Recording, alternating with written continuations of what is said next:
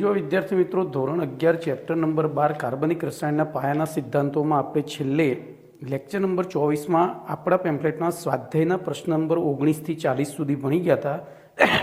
આજે lecture number 25માં સ્વાધ્યાયના પ્રશ્ન number 41થી આગળ વધીએ તો પ્રશ્ન નંબર 41નું વિધાન આ રીતનું છે.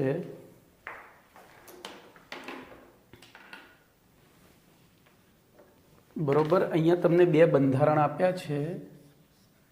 એકમાં ડબલ બોન્ડો અહીંયા છે અને બીજામાં ડબલ બોન્ડો અહીંયા છે. બરોબર, તો આ બંને વચ્ચેનો સંબંધ જણાવો, આવો પ્રશ્ન છે. બોલો શું કરીશું? આ બંને વચ્ચે શું સંબંધ છે? તો આને સાદા એક બંધારણમાં ફેરવીએ ત્યારે આપણને એનો સંબંધ ઓટોમેટિક ખબર પડી જાય. CH3 CH2 C જોજો હો, C અહીંયા ડબલ બોન્ડ O, પછી CH2 CH3. ચલો હવે અહીંયા કરીએ તો CH3 CH2 CH2 C double bond O CH3. બોલો શું છે આમાં તફાવત? તો આનું નામ લખીએ એટલે હજુ ખબર પડે. તો આનું નામ થશે પેન્ટેન 3 ઓન, આનું નામ થશે પેન્ટેન 2 ઓન. નામકરણ આવડે છે ને? તો બોલો ખાલી આટલાનો જ ફરક છે. હવે આ શું દર્શાવે છે? સ્થાન. તો આ બંને એકબીજાના સ્થાન સમઘટકો છે. શું તફાવત છે? તો સ્થાન સમઘટકો છે. હવે જોજો બીજું શું છે? તો ધ્યાનથી જોજો. આપણે આ વચ્ચે આવેલો સમૂહ છે, મેં તમને કહ્યું હતું. તો આ બાજુના પાડોશી અને આ બાજુના પાડોશી, આ પાડોશી અને આ પાડોશી, જુઓ સંખ્યા જુદી જુદી છે. તો પહેલું આ બંને એકબીજાના સ્થાન સમઘટકો છે. ચલો બીજું, તો બંનેના પાડોશી, અહીંયા બે પાડોશી શું હતા? ઇથાઇલ. અહીંયા પ્રોપાઇલ ને મિથાઇલ થયા, એટલે કે પાડોશી મરી ગયા. પાડોશી મરી ગયા એટલે મેટામર. તો આ બંને એકબીજાના મેટામર સમઘટકો છે અથવા તો મેટામર છે. બોલો કમ્પ્લેટ. આવું વિચારીએ તો એક પણ પ્રશ્ન ખોટો ના પડે, એક પણ જવાબ ખોટો ના પડે. ચલો એના પછી હવે હું સીધો પ્રશ્ન લખીને જવાબ જ લખીશ. બરોબર, હવે બધું બહુ આપણે સમય નથી બગાડવો. તો જો બીજું બંધારણ આપ્યું છે આપણે સમજીશું. જવાબ એટલે આ ટાઇટલ બાઇટલ આપતા નથી એમ. બોલો H અને D, પછી બીજું છે DDHH. બોલો આ રહ્યું છે પ્રશ્ન નંબર 42. બોલો આ બંનેમાં શું ડિફરન્સ છે? તો આ બંનેને જોજો, આમાં સમાન સમૂહો સામસામે છે, આમ ચોકડી વાગી છે, જ્યારે આમાં સમાન સમૂહો એક જ બાજુ છે. તો સૌથી પહેલું તો આ બંને એકબીજાના શું થશે? બોલો ભૌમિતિક સમઘટકો છે. શું છે? ભૌમિતિક સમઘટકો છે. અને બીજું, જે પૈકી પહેલું બંધારણ, બોલો કયો સમઘટક થયો? સામસામે એટલે ટ્રાન્સ, એને વિપક્ષ કહેવાય. ઇંગ્લિશ ગુજરાતીમાં લખવું હોય તો વિપક્ષ સમઘટક છે. જ્યારે બીજું બંધારણ, બોલો સીસને ગુજરાતીમાં કહેવાય સમપક્ષ સમઘટક છે. બોલો 42મો પૂરો. ચલો એના પછી 43મો જોઈએ. આટલું જ લખવાનું છે તમારે જવાબમાં. બરોબર, તો 43નું બંધારણ જોઈએ. તો એમાં HCOH, અહીંયા ધ્યાન રાખજો, ડબલ બોન્ડ OH પ્લસ છે અને HCOH અને પ્લસ છે. બોલો આ બંને વચ્ચેનો બંધારણ શું, સંબંધ શું છે? તો તમે વિચારી શકો છો. બોલો તમે થોડું વિચારો તો આવડી જાય. અહીંયા ડબલ બોન્ડ છે, એ સિંગલ બોન્ડ છે. હવે તો આ ઇલેક્ટ્રોન યુગ્મ અહીંયા ગયું એટલે આ વીજભાર શું થઈ ગયો? ઇલેક્ટ્રોન યુગ્મ ગયો એટલે ધનનો તટસ્થ થઈ ગયો. જ્યારે અહીંયા કયો વીજભાર પેદા થયો? ધન. તો જોઈ લો, તો આપેલા બંને બંધારણ એકબીજાના સંસ્પંદન બંધારણ છે। શું છે? સંસ્પંદન બંધારણ છે। બોલો કમ્પ્લીટ। અને હવે જોજો આ સંસ્પંદન બંધારણોમાં શેનો ફેરફાર થયો છે એ પણ લખવાનું છે।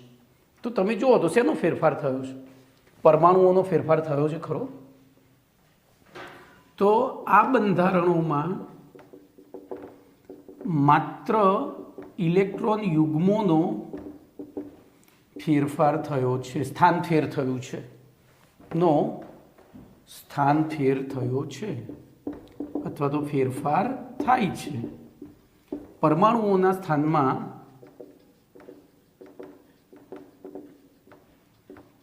કોઈ જ ફેરફાર થતો નથી। બોલો કમ્પ્લીટ। તો આ થયો તમારો પ્રશ્ન નંબર। ચલો એના પછી 44મો પ્રશ્ન છે। ભાઈ ઓર્ગેનિક કેમિસ્ટ્રી એટલું બધું સહેલું છે ને કે એને ગોખવાની જરૂર જ નથી, તમે વિચારો ના આવડે, પણ એના માટે 11મા ધોરણનો 12મો અને 13મો પાઠ પાક્કો આવડવો જોઈએ। 44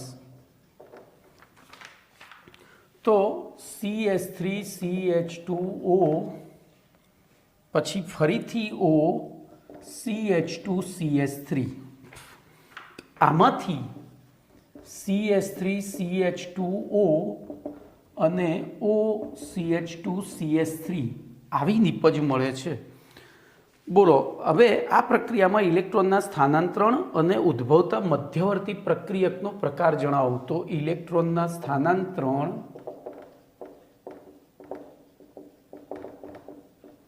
અને મધ્યવર્તી પ્રક્રિયકનો પ્રકાર જણાવો। બોલો શું કરશો? શું કરશો બોલો? તો દેખાય છે તમને। બોલો અહીંયા શું થયું છે? આ બે ઇલેક્ટ્રોન છૂટા એટલે કે વચ્ચેથી, તો અહીં બોલો શું થાય છે? સમબંધનું, એટલે આપણે બંધ લખીશું, OO બંધનું સમવિભાજન થાય છે, બરોબર।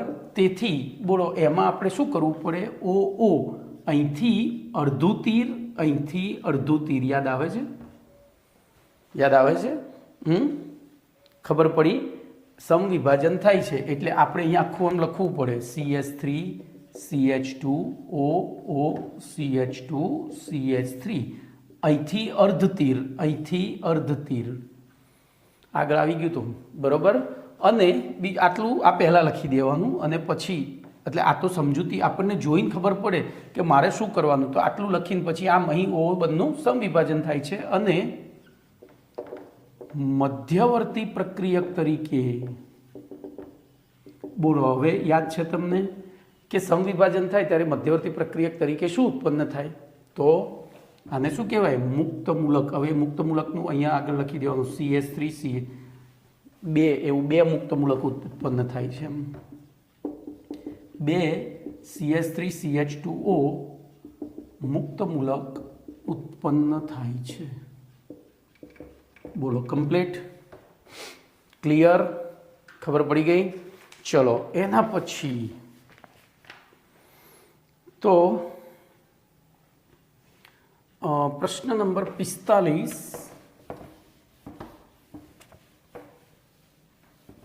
તો પ્રશ્ન નંબર 45નું વિધાન જો મસ્ત પ્રશ્ન છે, સમજશો તો આવડશે। OH minus plus CH3CO CH3 બરોબર gives H2O plus CH2 minus CO CH3। આ પ્રક્રિયામાં ઇલેક્ટ્રોનના સ્થાનાંતરણ અને ઉદ્ભવતા મધ્યવર્તી પ્રક્રિયકનો પ્રકાર સમજાવો। તમને નિપજ આપી દીધી છે, બરોબર।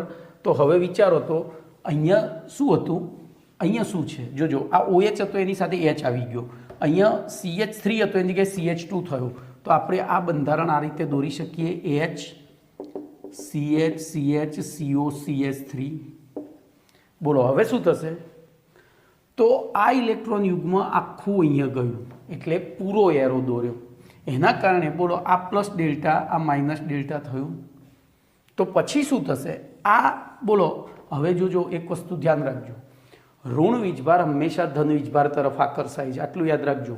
તો અહીંથી એરો અહીંયા બતાવવો પડે, અહીંથી એરો અહીંયા બતાવવો પડે OH થી પ્લસ તરફ. બરોબર, મેં એની સાબિતી તમને પહેલા પાઠમાં આપી હતી કે આપણું લેક્ચર ચાલતું હોય, નમિતા બચ્ચન આવે તો શું દોડતો દોડતો એ મારી પાસે આવે કે આપણે બધા ત્યાં એ દોડતા દોડતા આપણા ક્લાસમાં આવે કે આપણે દોડીને એમની પાસે જઈએ? તો હવે જો એ આવ્યા પછી એ વચ્ચે હશે ને આપણે એમની ફરતે ગોળ ગોઠવાયેલા હશું. તો સમજ્યા તમે હું શું કહેવા માગું છું? જે આકર્ષે એ કેન્દ્રમાં હોય અને આકર્ષાય એ બધા ફરતે હોય. તો પરમાણુમાં કેન્દ્રમાં ધન વીજભાર છે, આજુ ફરતે ઋણ વીજભાર છે, એટલે હંમેશા ધન ઋણને આકર્ષે. તો જ્યાંથી જે આકર્ષાતું હોય, જેની તરફ આકર્ષાતું હોય તે તરફ આપણે ઇલેક્ટ્રોન. તો અહીંયા જો આ ઇલેક્ટ્રોન યુગ્મ અહીંયા આકર્ષાયું હતું એટલે આપણે એરો અહીંયા કર્યો, અહીંયા આકર્ષાયું તો અહીંયા એરો કર્યો. ચલો, શું નિપજ મળી? તો આ બંને જોડીને H2O વત્તા, બોલો. તો હવે લખાણમાં શું લખીશું કહો? લખાણમાં શું લખીશું? તો આ પ્રક્રિયામાં બંધનું CH બંધનું વિષમ વિભાજન થાય છે અને બંધનું ઇલેક્ટ્રોન યુગ્મ કાર્બન તરફ ખસે છે. બરોબર, અને આથી પ્રક્રિયાના અંતે બોલો શું પેદા થયું? આને શું કહેવાય? તો કાર્બન ઉપર ઋણ વીજભાર છે એટલે કાર્બ એનાયન. શું કહેવાય? Carb anion. કમ્પ્લીટ. ચલો, એના પછી 46મો પ્રશ્ન.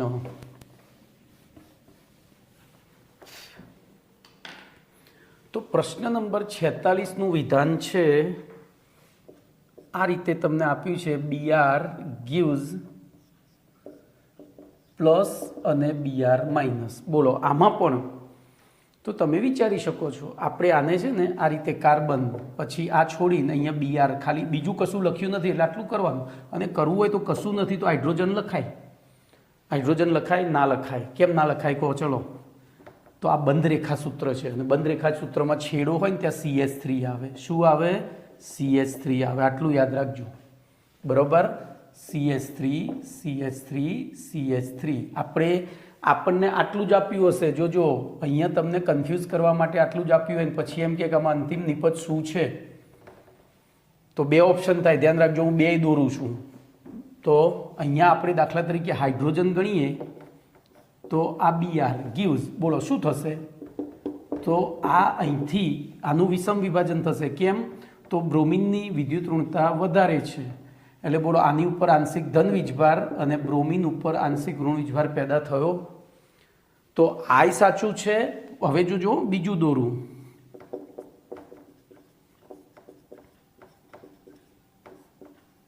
બોલો, અહીંયા પણ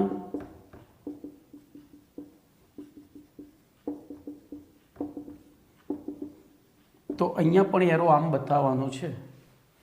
પણ હવે આ જે પ્રશ્ન આપ્યો છે એના માટે આ બેમાંથી કયું સાચું છે? તો પ્રશ્નમાં જે બંધારણ આપ્યું છે એના આધારે આ સાચું, કારણ કે આ બંધ રેખા સૂત્ર છે. બંધ રેખા સૂત્રમાં રેખાનો છેડો હંમેશા શું ગણાય? CH3. શું ગણાય? CH3. H ગણાય નહીં. ઓકે, તો આ થયું એનું બેઝિક કન્સેપ્ટ. હવે જોજો આમાં આપણે શું લખાણ લખીશું? તો આ પ્રક્રિયામાં CBr બંધનું વિષમ વિભાજન થાય છે. આ પ્રક્રિયામાં CBr બંધનું વિષમ વિભાજન થાય છે અને ઇલેક્ટ્રોન સ્થાનાંતરણ નીચેની આકૃતિમાં દર્શાવ્યા પ્રમાણે, અથવા તો આપણે લખી શકાય કે CBr બંધનું ઇલેક્ટ્રોન યુગ્મ શબ્દોમાં લખવું હોય તો Br તરફ ખસે છે. આથી Br ઋણ વીજભારિત અને કાર્બન ધન વીજભારિત પેદા થાય છે અને તેથી આપણને પ્રક્રિયાના અંતે બોલો આ બન્યું કાર્બોકેટાઇન, આ બન્યું ઇલેક્ટ્રોન કેન્દ્રાનુરાગી પ્રક્રિયક. આને કહેવાય કાર્બોકેટાઇન. આ ઇલેક્ટ્રોન અનુરાગી પ્રક્રિયક. બરોબર. ચલો, તો આ પણ પ્રશ્ન પૂરો. ચલો, એના પછી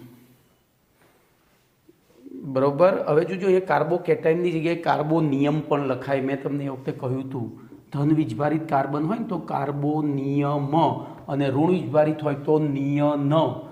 હવે અહીંયા કાર્બોનિયન પણ ક્યારે? ઋણ વીજભારિત. આ કાર્બન ઋણ વીજભારિત હોય તો, પણ આપણે તો ધન વીજભારિત છે. ઓકે, ચલો એના પછી આગળ વધીએ.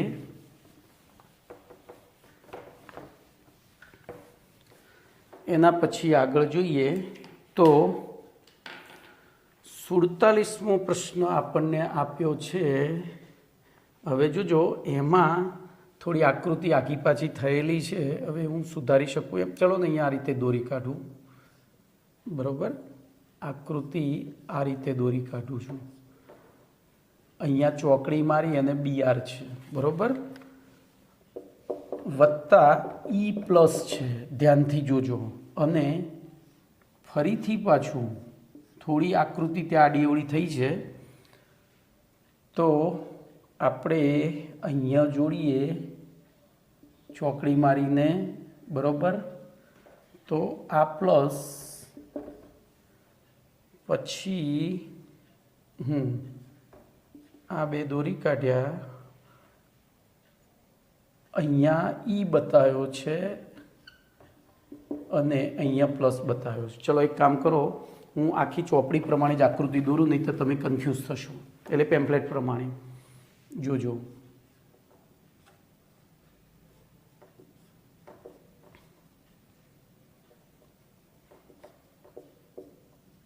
અહીંયા આપણને ચોકડી મારીને BR આપ્યો છે, બરાબર। એની E પ્લસ સાથે પ્રક્રિયા થઈ છે, બોલો। એમાંથી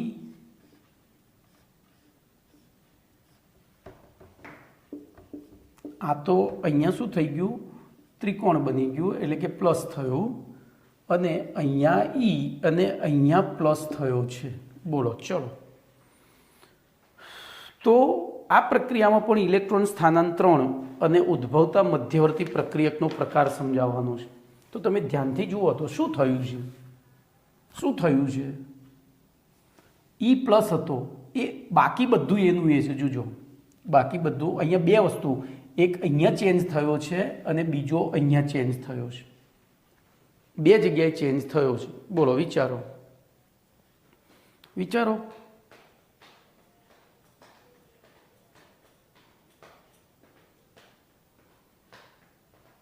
અરે એક મિનિટ હો ભાઈ, મારી ભૂલ થાય છે, બે આકૃતિ ભેગી થઈ ગઈ છે, બરોબર, બે આકૃતિ ભેગી થઈ ગઈ। મેં કીધું તારું બે જગ્યાએ કેમ બતાવ્યું છે ભાઈ? ઉપર 47મા પ્રશ્નમાં ધ્યાનથી જોજો, 46માનો જવાબ અને 47મી આકૃતિ બે ભેગું થઈ ગયું છે, આપણને ખાલી આટલું જ આપ્યું છે। અહીંયા આ થાય, હવે અમુક જગ્યાએ છાપવાની નાની નાની ભૂલો હોય તો આપણે સુધારતા શીખવાનું। GNEETમાં પણ છાપવાની ભૂલો હોય છે ભાઈ, એવું નથી કે બધું સર્વગુણ સંપન્ન જ હોય છે, બોલો। ચલો, હવે તો જવાબ દેખાઈ ગયો સીધે સીધો, હવે તો જવાબ સીધે સીધો દેખાઈ જાય છે, બોલો। અહીંયા ડબલ બોન્ડ હતો, અહીંયા નહોતો, એનો મતલબ કે પાઇબંધ તૂટ્યો, પાઇબંધ તૂટીને શું થયું છે, અહીંયા ધન વીજભાર ને અહીંયા ઋણ વીજભાર, તો આપણે આકૃતિ અહીંયા ફરીથી દોરી શકીએ। એ આ બે પાઇબંધ એમ રાખી અહીંથી આ એરોને અહીંયા બતાવી શકીએ, વત્તા E0 gives, હવે શું થશે, મધ્યવર્તી નિપજ તરીકે ધ્યાન રાખજો, તો આ એઝ ઇટ ઇઝ રહ્યું, બોલો। અહીંયા માઇનસ અહીંયા પ્લસ પેદા થયું, એની સાથે E પ્લસ જોડાઈ ગયું, તો બોલો અંતિમ નિપજ તરીકે આપણને શું મળ્યું, અહીંયા તો અહીંયા E જોડાયેલો રહ્યો ને અહીંયા ધન વીજભારિત કાર્બન પેદા થયો, તો બોલો આમાં લખાણ શું લખીશું,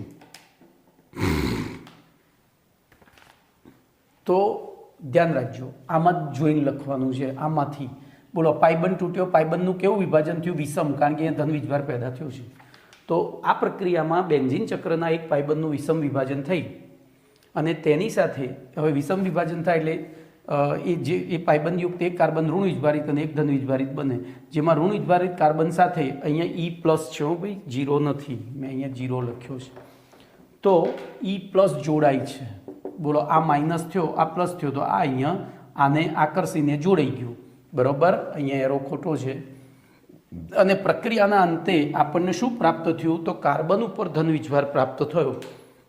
કાર્બન ઉપર ધન વીજભાર પ્રાપ્ત થાય એટલે એના બે નામ, કાર્બોકેટાયન અથવા કાર્બોનિયમ આયન, બોલો કમ્પ્લીટ। ચલો, એના પછી ભાઈ 12મા ધોરણમાં તમારે બધું બેઝિક વાપરવાનું છે, બધું બેઝિક વાપરવાનું છે, તો પ્રશ્ન નંબર 48, બોલો। Cl3CCOOH પછી Cl2CHCOOH અને ClCH2COOH ની એસિડિક પ્રબળતાનો ક્રમ ધ્યાન રાખજો, મોસ્ટ આઈએમપી પ્રશ્ન છે આ. એસિડિક પ્રબળતાનો ક્રમ. બોલો કઈ રીતે જવાબ આપીશું? તો બંધારણ દોરીશું. ધ્યાન રાખજો, ઓર્ગેનિક કેમિસ્ટ્રીમાં સહેલાઈથી જવાબ આપવા માટે બંધારણ દોરવા જરૂરી છે. બોલો ClClH, આ A, આ B અને આ C. તો આ થયું A, આ થયું B અને હવે C દોરીએ.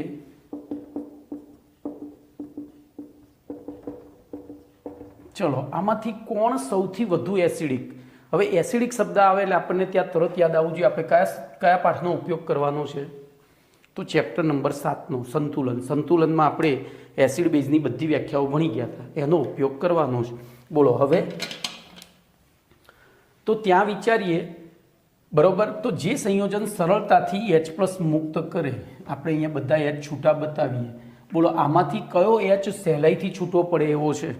તો અહીંયા એક જ H છે, અહીંયા 2 H છે, અહીંયા 3 H છે. જુઓ, પણ મેં તમને ત્યાં કહ્યું હતું કે કયો H એસિડ તરીકે વર્તી શકે? તો જે H બળદ એટલે OX સાથે જોડાયો હોય એસિડ તરીકે વર્તી શકે. તો બોલો આ એસિડિક છે, આ એસિડિક નથી, આ એસિડિક છે, આ એસિડિક નથી, બરોબર, અને આ એસિડિક છે. હવે આમાંથી સહેલાઈથી કયો H+ છૂટો પડે? તો જો બધાયમાં ઓક્સિજન ઇલેક્ટ્રોનને પોતાની તરફ આકર્ષે છે, બરોબર, બધાયમાં પોતાની તરફ આકર્ષે છે. પણ હવે જો અહીંયા ઓક્સિજન વડે લાગતું આકર્ષણ તો સરખું છે. તો આ પેલી રસ્સા ખેંચની રમત છે, ધ્યાન રાખજો. અહીંયા ઇલેક્ટ્રોન, આપણે રસ્સા ખેંચ રમતા હતા, અહીંયા એક રૂમાલ બાંધેલો હોય અને બે બાજુથી છોકરાઓ ખેંચતા હોય, આવી એક રમત આવતી હતી. તો અહીંયા પણ આ ઓક્સિજન છે ને હાઇડ્રોજન છે. બોલો રસ્સા ખેંચમાં હાઇડ્રોજન આમ ખેંચે છે, સોરી મારી ભૂલ થઈ, આ ઓક્સિજન છે, હાઇડ્રોજન આમ ખેંચે છે, ઓક્સિજન આમ ખેંચે છે. બોલો શું કરીશું? તો અહીંયા જેટલા સભ્યો ખેંચવાવાળા વધશે એટલો આ ઇલેક્ટ્રોન આ બાજુ આવશે. તો બોલો અહીંયા 3 જણા ખેંચવાવાળા છે. આટલે સુધી તો સરખું જ છે, જે સરખું છે તો વિચારવાનું જ નથી, જે જુદું છે એ વિચારો. તો બોલો પહેલામાં કેટલા જણા ખેંચે છે, કેટલા ઋણ પ્રેરક અસર લગાડે છે? 3 જણા. બીજામાં 2 જણા, ત્રીજામાં 1 જ, આ એકલો જ. તો બોલો સૌથી વધુ આર્ય પ્રબળતાપૂર્વક આકર્ષાય, એનથી ઓછો, તો આ સૌથી વધુ એસિડિક. તો અહીંયા એસિડિક પ્રબળતાનો ક્રમ A > B > C થાય. તો આવું વિચારવાનું છે ભાઈ. આવા MCQ પૂછાય તો તમારે વિચારીને જવાબ આપવાનો છે, ગપ્પા નથી મારવાના, બરોબર. ચલો એના પછી આવો નવો બીજો પ્રશ્ન છે. હવે હું આટલું ડિટેલમાં નહીં જઉં, તમને સીધું જ પૂછીશ કે તમે વિચારો. બોલો આવો નવો બીજો પ્રશ્ન છે 49મો. CH3CH2C OH. પછી બીજો છે CH3CH3CH3C OH. અને ત્રીજો છે CH3CH3CH3C OH. ચલો જવાબ આપો હેડો હવે.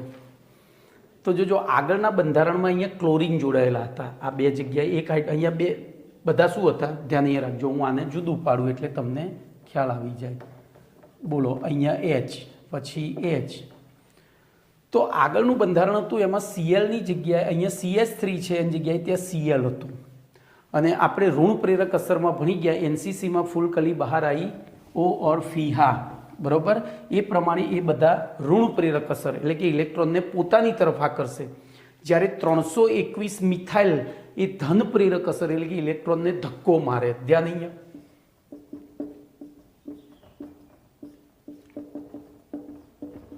ધ્યાન રાખજો. આપણે શીખવું જ છે તો પાકા પાયે શીખીએ, અધૂરું નથી. ભલે એક લેક્ચર વધારે થાય, બરોબર.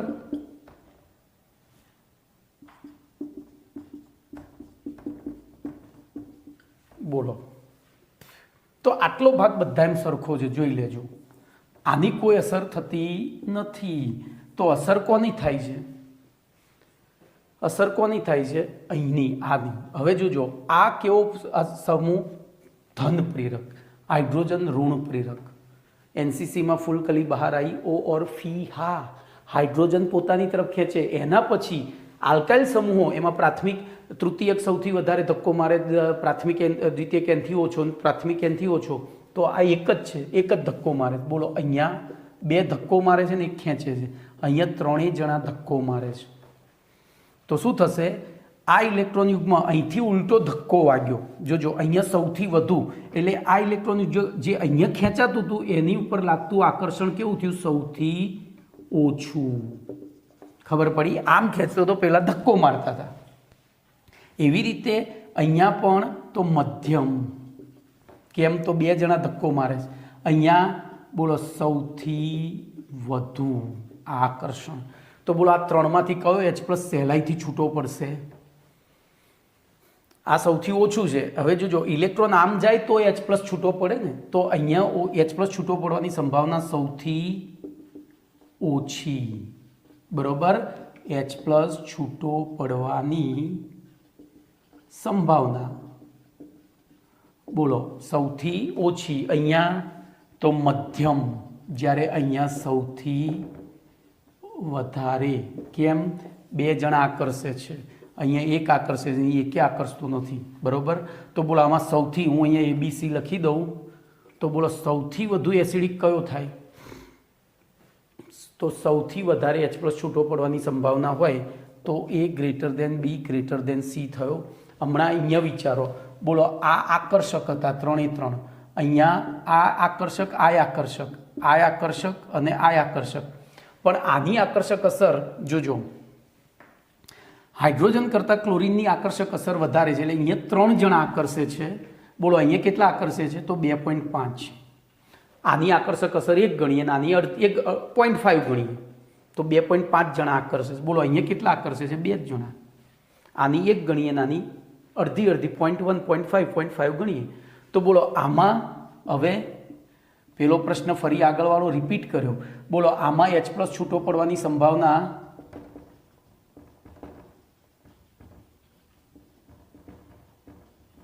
સૌથી વધુ, પછી મધ્યમ અને સૌથી ઓછી. ચલો, હું અહીંયા WXY નંબર આપું છું. તો બોલો, આમાં કોણ સૌથી પ્રબળ એસિડિક? તો સૌથી વધુ કયો? તો W. તો સૌથી વધુ, એનથી ઓછો X, એનથી ઓછો Y. હવે ABC અને WXY ને ગોઠવવા હોય તો પછી સીધો જ પાછળ આવે A, પછી B અને C. ખબર પડી? કેમ? તો આનું જોજો, આની 2 થઈ આકર્ષકતા, તો આની કેટલી થાય? આની કેટલી થાય? તો 1 માં પાછું પૂરક આવ્યું એટલે 0.5 થઈ. આ પૂરક છે એટલે આપણે એની ધારો કે 0.5 જ ગણીએ તો પણ પૂરક થઈ. બોલો, આમાં કેટલી થઈ? તો 0 થઈ ગઈ, કારણ કે આ -0.5 થઈ. આની 0.5 ગણી, આની 0.5, આની 0.5, તો આને આકર્ષ્યા પણ આ 2ને ધક્કો માર્યો એટલે આકર્ષકતા માઇનસ. આ 2 એકબીજાની અસર નાબૂદ કરી, આ -0.5. બોલો, આ કેટલી થઈ? તો -1.5. ખબર પડી? તો આ થયો તમારો. આવી રીતે વિચારશો ને તો બહુ જ મજા આવશે. ચલો, હવે થોડી થિયરિટિકલ મેટર છે જે આપણે ઓલરેડી ભણીને આવ્યા છીએ અને મેં તમને ઓલરેડી ત્યાં શબ્દોમાં ચલાવ્યું હતું પણ ખરું. તો એનું આપણે રિવિઝન ફટાફટ કરી લઈએ છીએ. બરાબર? જેને બહુ આની સાથે લેવા દેવા નથી, આમ તો પ્રેક્ટિકલ મેટર છે, તો ધ્યાન રાખજો. બોલો, ઉદાહરણ આપીશ, સ્ફટિકીકરણ પદ્ધતિ વર્ણવો. તો મેં તમને ત્યાં કહ્યું હતું કે તમે બજારમાંથી ખાંડ લઈને આવતા હોય દળેલી, અને ધારો કે ઢળી ગઈ કોઈ કારણસર. હવે દુનિયાભરમાં ક્યાંય ખાંડ નથી અને એ જ ખાંડનો તમારો ઉપયોગ કરવાનો છે. તો ઘરે એ ધૂળવાળી ખાંડ લાવવાની કહ્યું હતું. એને પહેલાં તો પાણીમાં ઓગાળી દેવાની અને પછી ઝીણા બારીક કપડાં વડે, એકદમ બારીક અથવા તો 3-4 ગણું બારીક કપડું આમ લેયર કરી એની અંદરથી ગાળી લેવાનું. એટલે બોલો, બધા જ જે ઓગળેબલ નહોતા, એટલે કે ન ઓગળે એવા ઘટકો બધા શું થઈ ગયા? પેલા કપડામાં જતા રહ્યા. પછી એ પાણીની અંદર એક્ટિવેટેડ ચારકોલ નાખી, એટલે કે સક્રિયકૃત ચારકોલ નાખી પ્રાણીજ કોલસો અને એને ઉકાળવાનું. ક્યાં સુધી ઉકાળવાનું? એનું કદ 1/3 ભાગ જેટલું થાય તેટલું, એટલે કે એની અંદરથી પાણી ઉડી જશે. ખાંડ અંદર, હવે ખાંડ જ ઓગળેલી એ પડી રહેશે. જે રંગની અશુદ્ધિઓ હતી એ બધી પેલા ચારકોલમાં જતી રહી. ફરીથી ગાળી લીધું અને પછી ઠંડુ કરવા મૂકી દીધું. તો થોડા સમય પછી આપણે લાયા હતા બજારમાંથી દળેલી ખાંડ, અહીંયા તમને સાકર મળશે, કારણ કે એના સ્ફટિકો પ્રાપ્ત થશે. તો જોઈએ, તો ધ્યાન રાખજો, અહીંયા સ્ફટિકીકરણમાં મેં જે આપ્યું એનાથી જુદું ઉદાહરણ છે. મીઠા અને ખાંડના મિશ્રણને 348 કેલ્વિન તાપમાને. તો પ્રશ્ન નંબર તમારો છે 50. ઉદાહરણ આપી સ્ફટિકીકરણ સમજાવો. તો જો હું આમાં મુદ્દા જ લખીશ, બધું નહીં લખું. તો પહેલું, મીઠું પ્લસ ખાંડના મિશ્રણને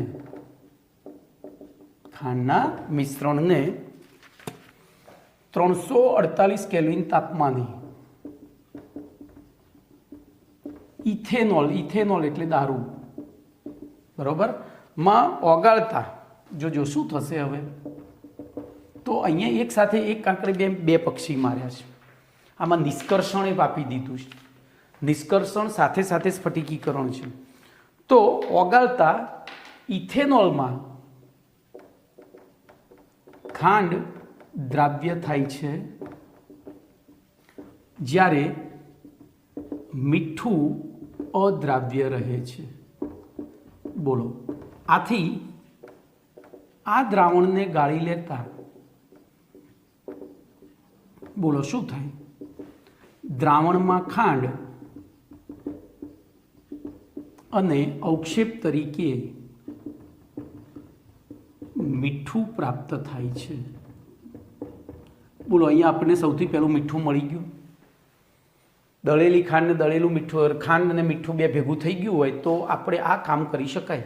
ઇથેનોલમાં એને ઓગાળો તો ખાંડ પેલામાં દ્રાવ્ય થઈ જાય, મીઠું અદ્રાવ્ય રહે છે. આપણે એને ગાળી લીધું, મીઠું મળી ગયું પહેલું. હવે દ્રાવણમાં સક્રિયકૃત ચારકોલ એટલે કોલસો, ઇંગ્લિશમાં એક્ટિવેટેડ ચારકોલ નાખી તેને જોજો. હવે ઇથેનોલ છે એટલે કાળજીપૂર્વક ગરમ કરવું પડશે, નહીં તો સળગવા લાગશે. કાળજીપૂર્વક ગરમ કરી, બોલો શું કરવાનું?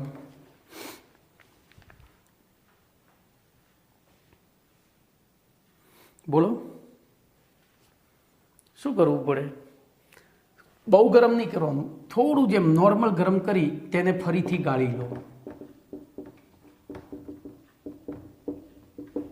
દ્રાવણ રંગવિહીન બની જાય છે, એટલે કે એ જે થોડી ઘણી અશુદ્ધિ હશે રંગની એ એક્ટિવેટેડ ચારકોલ ઉપર જતી રહે છે. ત્યારબાદ આ દ્રાવણ ઉપરથી ગરમ હવા, બહુ ગરમ નહીં, નોર્મલ 45 ડિગ્રી ટેમ્પરેચરવાળી હવા પસાર કરતા તેમાંના ઇથેનોલનું બાષ્પીભવન થઈ જાય છે અને પાત્રમાં ખાંડના સ્ફટિકો પ્રાપ્ત થાય છે.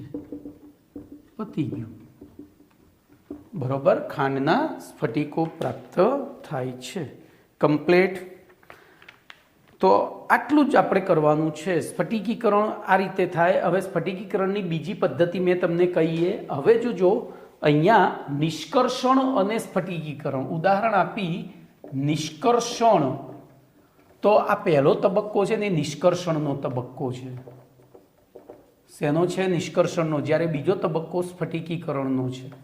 હવે સ્ફટિકીકરણમાં ધ્યાન રાખજો, આપણે દ્રાવક તરીકે ધારો કે અહીંયા ઇથેનોલ વાપર્યો છે તો એનું ઉત્કલન બિંદુ નીચું હોવાથી ગરમ હવા કરવાથી પસાર કરવાથી ઉડી જાય, પણ પાણી લીધું હોય તો પાણી ના ઉડે તો એને દિવસો સુધી તડકામાં રાખવું પડે. અથવા તો જો ઝડપથી નિપજ જોઈતી હોય તો ગરમ કરી એને 1/3 કરી નાખવાનું અને પછી ઓરડાના તાપમાને ઠંડુ પડવા મૂકી દેવાનું, એટલે આપણને ખાંડના એટલે કે સાકર મળી જાય છે. હવે જો આ જ પ્રમાણે બેન્ઝોઇક એસિડ અને નેપ્થેલિનના મિશ્રણને ગરમ પાણીમાં ઓગાળતા, જોજો અહીંયા બીજું ઉદાહરણ છે બેન્ઝોઇક એસિડ અને નેપ્થેલિન. તો બેન્ઝોઇક એસિડ સામાન્ય તાપમાને પાણીમાં અદ્રાવ્ય છે, જ્યારે પેલું તો ગરમ કે બંને તાપમાને. તો બેન્ઝોઇક એસિડ એટલે C6H5COOH. અને નેપ્થેલિન, હવે જોજો નેપ્થેલિનનું બંધારણ આ રીતનું છે, એટલે એનું આણ્વીય સૂત્ર લખવું હોય તો 6 અને 4 10 C10H, તો 1 2 3 4 1 2 3 4 એટલે C10H8. બરોબર, અહીંયા પાઇબંધ છે ભાઈ એકાંતરે. તો આ બંનેમાં આ જોજો ગરમ પાણીમાં દ્રાવ્ય છે, બરોબર, ઠંડામાં દ્રાવ્ય. તો આ ગરમ અને ઠંડા બંને પાણીમાં અદ્રાવ્ય છે.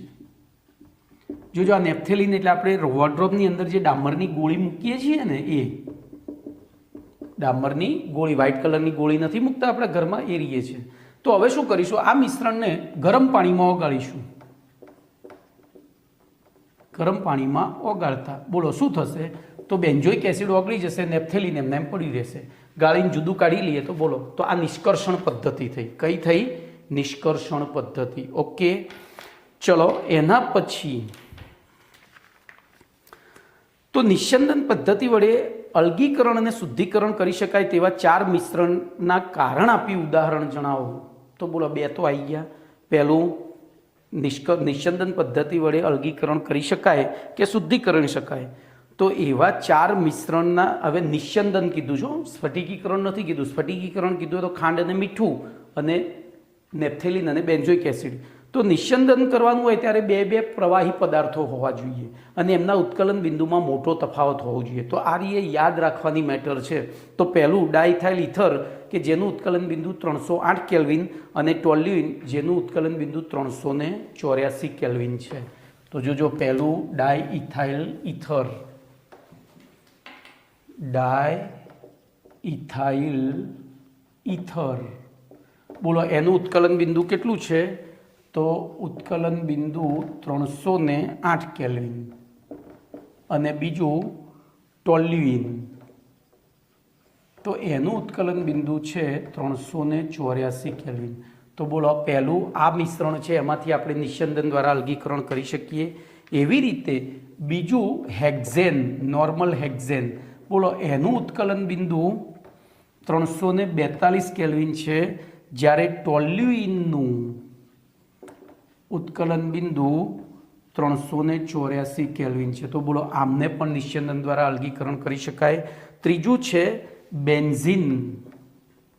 તો બેન્ઝીનનું ઉત્કલન બિંદુ ધ્યાન રાખજો 353 કેલ્વિન છે, બરોબર, લગભગ 78 સેલ્સિયસ જેવું થાય છે, વોટેવર, પરંતુ 353 - 273, તો 0 15માંથી 7 ગયા એટલે 8 ના લગભગ 78.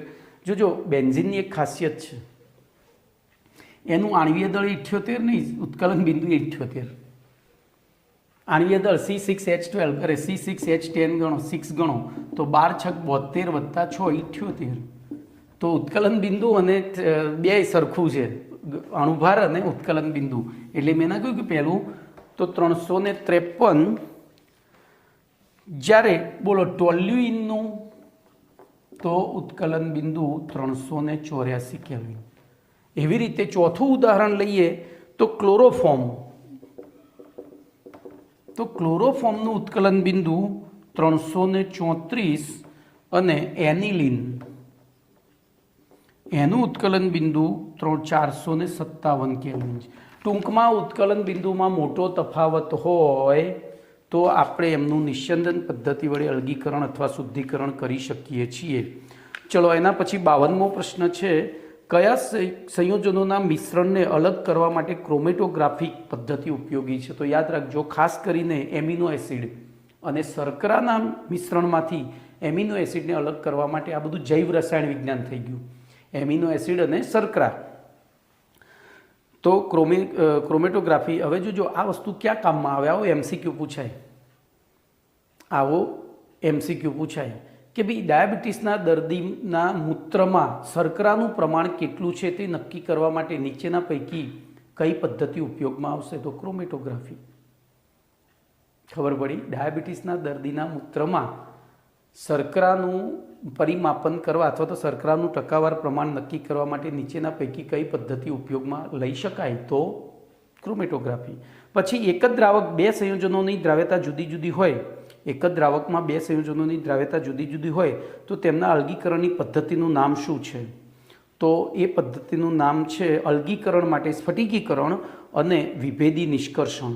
આપણે હાલ પહેલાં ભણી ગયા, મેં એમાં લખ્યું હતું આગળનો પ્રશ્ન, એને વિભેદી ખાંડ અને મીઠું, તો મીઠું આલ્કોહોલમાં નહોતું ઓગળતું, ખાંડ ઓગળતી હતી. ચલો પછી નિસ્યંદન, વિભાગીય નિસ્યંદન, નીચા દબાણી નિસ્યંદન અને વરાળ નિસ્યંદન વચ્ચેનો તફાવત. બોલો, આપણે બધું ભણી ગયા છીએ. તો નિસ્યંદન ક્યારે કામમાં આવે? જ્યારે બે ઘટકોના ઉત્કલન બિંદુમાં મોટો તફાવત હોય. પછી વિભાગીય નિસ્યંદન ક્યારે કામમાં આવે? તો જ્યારે બે ઘટકોના ઉત્કલન બિંદુમાં નહીવત તફાવત હોય. એટલે શું થાય? આપણે વચ્ચે વિભાગીય નિસ્યંદન સ્તંભ લગાવીએ એટલે શું થાય? પેલી લકોટીઓના કારણે બેની બાષ્પમાંથી એકની બાષ્પ ઠરીને, આમ તો બે બાષ્પ સાથે કન્ડેન્સ થાય પણ એક પાછી પડે, જેનું ઠાર બિંદુ ઊંચું હોય, ગલન બિંદુ ઉત્કલન બિંદુ ઊંચું હોય પહેલી ઠરી જાય, નીચા ગલન બિંદુવાળી ઉપર બહાર નીકળે. બરોબર? ચલો એના પછી નીચા દબાણી નિસ્યંદન. નીચા દબાણી નિસ્યંદનની જરૂર ક્યારે પડે? તો જ્યારે ઉત્કલન બિંદુ ખૂબ જ ઊંચું હોય, ખૂબ જ ઊંચું હોય. એટલે પ્રેક્ટિકલી આમ શક્ય છે ખરું, પણ એટલું ઊંચું તાપમાન લાવવા માટે આપણે બહુ જ ઉર્જા વપરાય, તો એ વખતે આપણે. અને વરાળ નિસ્યંદન, તો વરાળ નિસ્યંદનમાં બે કારણો આપવાના. એક તો ઉત્કલન બિંદુ ખૂબ જ ઊંચું હોય અને એ પદાર્થ પાણીની વરાળ સાથે પ્રક્રિયા ન કરતો હોય ત્યારે. બરોબર? તો આ બધું જ મેં લાઈનસર અહીંયા લખેલું છે. પછી લેસાઈન કસોટીનું રસાયણ સમજાવો, તો આપણો કમ્પ્લીટ પ્રશ્ન નંબર 58 ચાલી ગયો છે. નાઇટ્રોજનની પરિમાપનની ડ્યુમા અને જેલ્ડા પદ્ધતિ પણ આપણે ચાલી ગઈ છે, પ્રશ્ન નંબર 66-67. પછી કાર્બનિક સંયોજનમાં હેલોજન, સલ્ફર અને ફોસ્ફરસના પરિમાપન માટેની પદ્ધતિનો સિદ્ધાંત સ્પષ્ટ કરો, તો એમાં પણ પેમ્પલેટનો 68, 69 અને 70નો જવાબ લખવાનો. પછી પેપર ક્રોમેટોગ્રાફીનો સિદ્ધાંત સ્પષ્ટ કરો, તો ધ્યાન રાખજો એમાં પણ પ્રશ્ન નંબર 56 લખવાનો છે.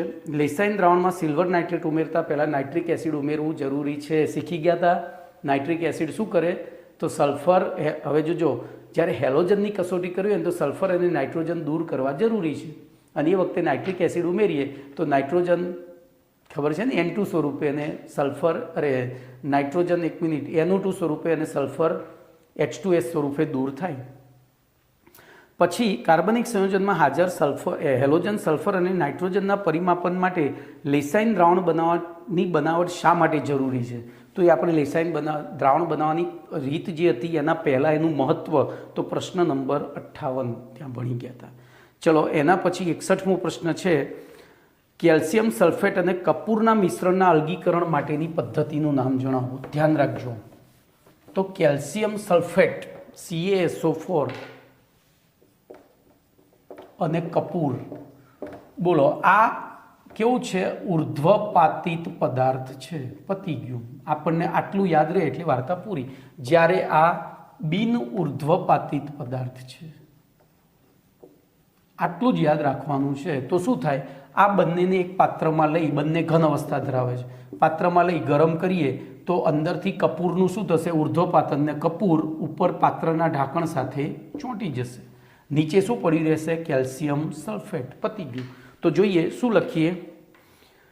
તો કેલ્શિયમ સલ્ફેટ અકાર્બનિક સંયોજન છે, જ્યારે કપૂર કાર્બનિક સંયોજન છે. આથી કપૂર કાર્બનિક દ્રાવકમાં દ્રાવ્ય હોય. જોજો પહેલી રીત, આ તો મેં તમને સીધી જ સમજાવી.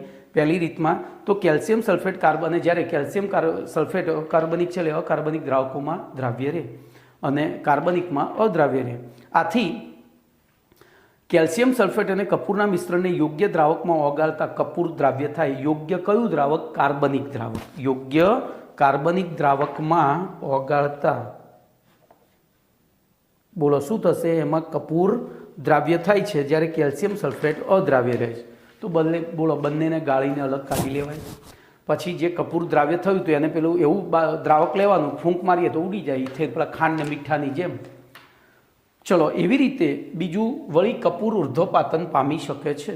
તો આગળ હવે મારે કંઈ કહેવાની જરૂર નથી.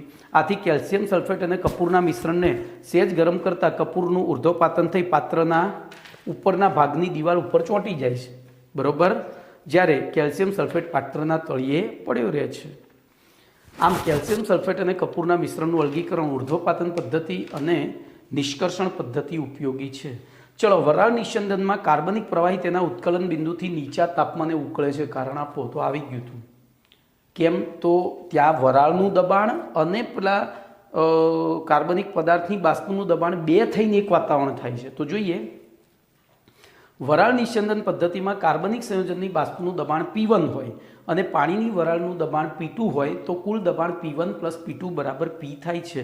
અહીં P કરતાં P1નું મૂલ્ય ઓછું હોય છે, તેથી તે નીચા દબાણે ઉત્કલન પામે છે. ઓકે, ચલો પછી CCl4 ને સિલ્વર નાઇટ્રેટ સાથે ગરમ કરતાં AgClના સફેદ અવક્ષેપ પ્રાપ્ત થશે કે નહીં, કારણ આપો. તો ધ્યાન રાખજો, મસ્ત પ્રશ્ન છે. ધ્યાન રાખજો, હું અહીંયા NaCl અને AgNO3 લો અને તમને સમજાવવા માટે CCl4 અને AgNO3 લો. હવે ધ્યાનથી જોજો, આ ધાતુ, આ અધાતુ, એટલે અહીંયા બન્યો આયનીય બંધ. એવી રીતે આ સંક્રાંતિ ધાતુ અને આ પ્રબળ ઋણાયન, તો અહીંયા પણ કયો બંધ છે? આયનીય બંધ. બોલો, અહીંયા આયનીય બંધ. પણ અહીંયા અધાતુ અધાતુ, બે અધાતુ છે, બે અધાતુ હોય ત્યારે કયો બંધ થાય? સહસંયોજક બંધ. પતી ગયો, જવાબ મળી ગયો. તો જલીય દ્રાવણોમાં આયનીય બંધ સહેલાઈથી તૂટે, તો આ બંનેનું આપણે દ્રાવણ લઈએ તો એની અંદર હવે શું બનશે? તો AgCl બનશે ને NaNO3 બનશે. તો અહીંયા AgClના અવક્ષેપ મળશે. જ્યારે અહીંયા આ બંધ સહેલાઈથી તૂટવાનું, આ તૂટશે પણ આ નહીં તૂટે, તો અવક્ષેપ મળશે નહીં. તો બોલો શું લખીશું? તો CCl4 સહસંયોજક સંયોજન હોવાથી તેમાં Cl આયન મુક્ત હોતું નથી. આથી CCl4 સિલ્વર નાઇટ્રેટ સાથે ગરમ કરતા AgClના અવક્ષેપ આપતું નથી. બોલો, કાર્બનના પરિમાપન માટે ઉત્પન્ન થતા CO2 ને શા માટે KOH માં શોષવામાં આવે છે? તો મેં એ વખતે કહ્યું હતું, CO2 સ્વભાવે એસિડિક છે, KOH સ્વભાવે બેઝ છે. તો આથી કાર્બનના પરિમાપન દ્વારા ઉત્પન્ન થતા CO2 ને KOHના દ્રાવણમાં શોષવાથી કાર્બનિક સંયોજનમાંથી ઉત્પન્ન થતો બધો જ CO2 KOH તરફ આકર્ષાય છે અને K2CO3 બનાવે છે. અને થોડો પણ CO2 પ્રક્રિયા થયા વગર નળીમાંથી બહાર નીકળતો નથી. બધો ત્યાં જ વપરાઈ જાય અને આથી ઉત્પન્ન થતા બધા જ CO2નું દળનું માપન કરી શકાય છે. આમ ચોકસાઈપૂર્વક માપન કરી શકાય છે. ચલો, એના પછી હમણાં આવ્યું હતું એમ, સલ્ફરની પરખ કસોટીમાં લેસાઇન દ્રાવણને એસિડિક બનાવવા માટે એસિટિક એસિડના બદલે સલ્ફ્યુરિક એસિડ વાપરી શકાતું નથી. બોલો, તો સલ્ફરના પરિમાપન માટે ધ્યાન રાખજો, એસિટિક એસિડના બદલે, હવે એસિટિક એસિડનું અણુસૂત્ર છે CH3COOH અને સલ્ફ્યુરિક એસિડનું H2SO4. ધ્યાનથી આપણે પરિમાપન કોનું કરવું? સલ્ફરનું.